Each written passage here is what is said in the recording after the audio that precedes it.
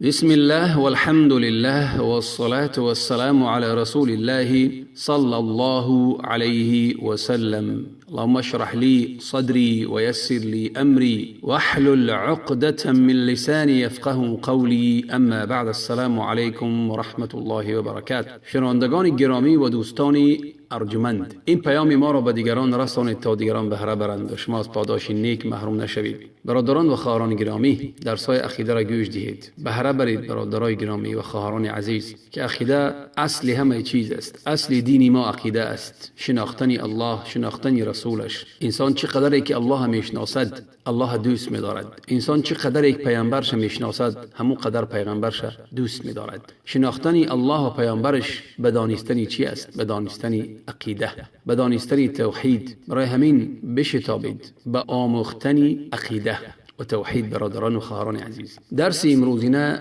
درس شرح ذکرها یا که اذکار پگاهی و بیگاهی یا که صبح و شام برای شما پیشکش میکنیم. درس ششم امروز برای شما یک ذکر را یا که همچون دعای را پیشکش میکنیم که خیلی دعای بزرگی است که در صحیح امام مسلم هم آمده است 10708 و در صحیح امام احمد هم آمده است و در صحیح جامع هم آمده است.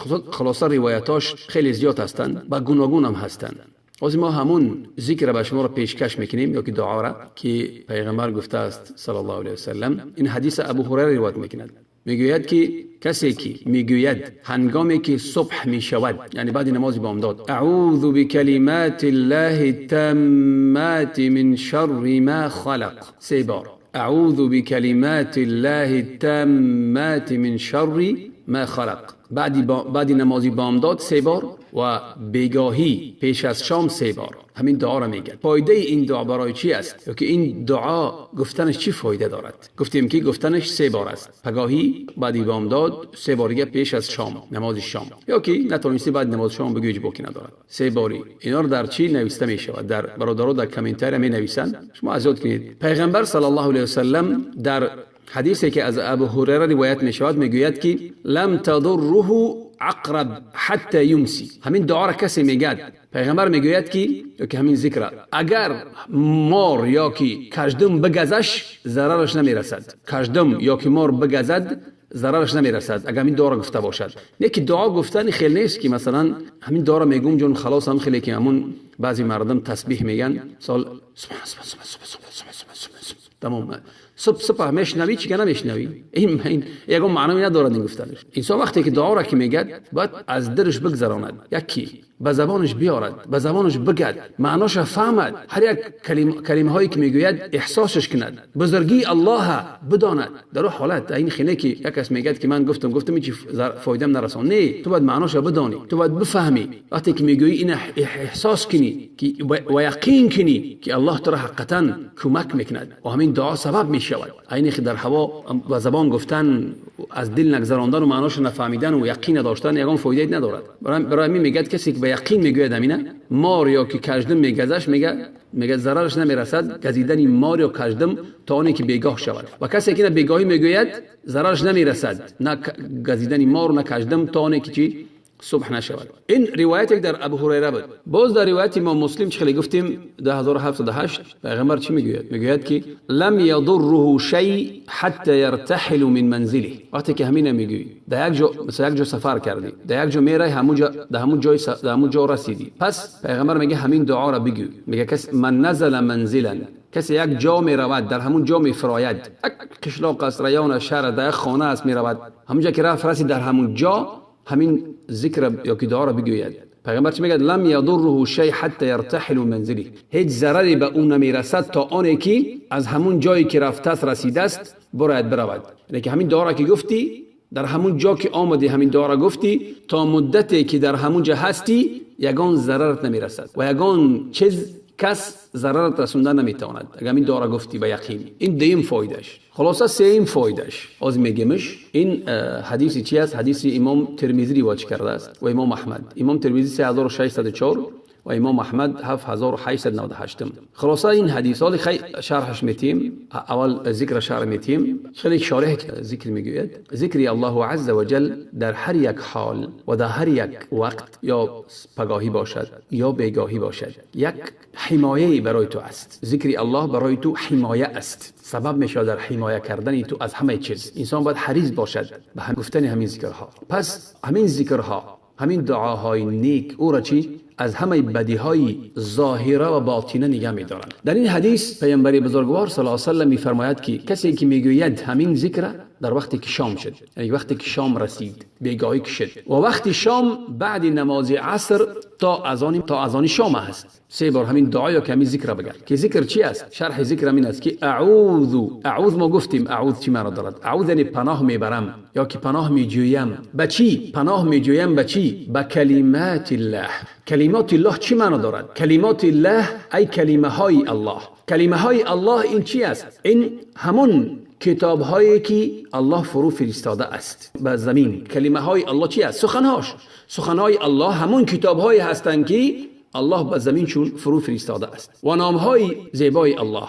نه فقط سخن الله در همون کتاب ها هستند و بس، نه، سخن الله خیلی که الله عز و جل سوره کهف 109 آیت میگوید قل لو كان البحر مدادا لكلمات ربي لنفد البحر قبل ان تنفد كلمات ربي ولو جئنا بمثله مددا. الله در سوره کهف چی میگه؟ ببینید که کلمه های الله نه فقط در همون کتاب هایی که فرستاده است، ولی چقدر که الله میگوید بگو اگر دریا برای نوشتن کلمه های پروردگارم مرتب شود پیش از آن که کلمه های پروردگارم پایان پذیرد، آب دریا تمام می شود. یعنی که کلمه های الله تمام نمی شوند، نه که آب دریا و بحر تمام می شود. نه، کلمه های الله حساب کتاب ندارد. هرچند دریایی همانند آن را به کمک آوریم. هرچند دریایی همانند آن را به چی بیاریم؟ به کمک بیاریم.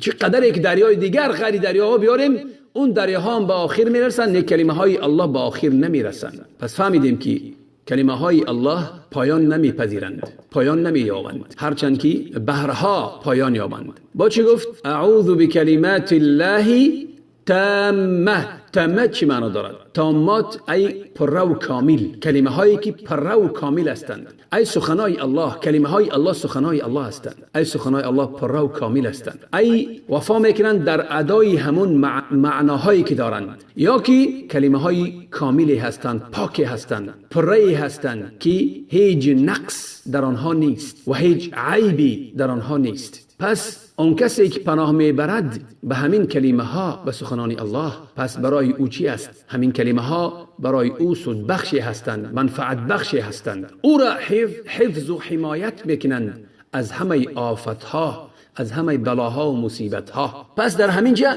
وصف داده شد کلمه های الله به چی؟ به تامت، ای به پرگی و کاملی. چرا وصف داده شد؟ برای آنی که در سخن الله نقص و کمبودی و عیبی نیست. خیلی که در سخن مردم هست نقص و کمبودی، سخن الله پاک است از همه نقص و کمبودی ها. باز گفته می شود که معنای تامت این چه دارد؟ معنای تامت یک صفتی هست، صفتی سخن الله هست، صفتی سخن الله هست که در این یعنی که مقصد و مراد چی است؟ ثنا و مدح و ستایش سخنان الله است. چی گفتیم؟ اعوذ بکلمات الله التامات من شر ما خلق.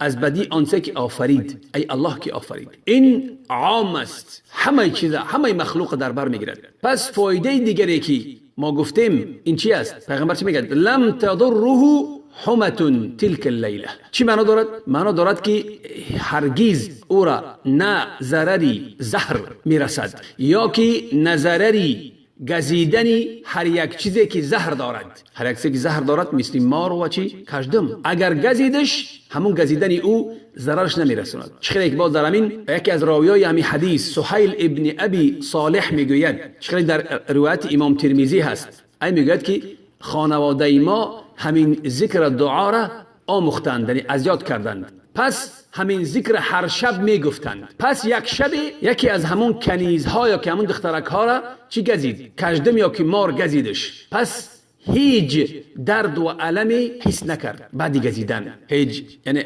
گزیدشونه که از همون زهرش هیچ چیز حس نکرد. برای که وقتی که میگزد زهر که در آمد در بدن درد میکند. میگه از همون زهرش هیچ درد و علمی حس نکرد. برای چی؟ برای همین ذکر گفته بودم. برای همین برادران گرامی همین ذکر بگویید. همین شرح دادیم، همین شرح گوش کنید تا آخرش که بهره برید، معناش فهمید. اعوذ بکلمات الله التامات من شر ما خلق. یعنی تو پناه میبری به چی؟ به سخنای الله. یعنی به همه سخنای الله تو پناه میبری، چی در کتاب قرآن باشد، چی در کتاب‌های دیگر باشد، تورات و انجیل و زبور و صحف ابراهیم، همه اینا سخنای الله است. تو به همه اینا پناه میبری. پس وقتی که انسان پناه میبرد به همینها، از چی؟ از بدی آنچه که آفریده است. پس الله ان شاء الله که ترا حفظ و حمایت میکند و هیچ ضرری ترا ان شاء الله نمیرسد. خلاصه این بود، برای زیاد نشود همین شرح همین دعا. الله برکات و تیاد و از داینه که خود ما را فراموش نکرد. السلام علیکم و رحمت الله و برکاته.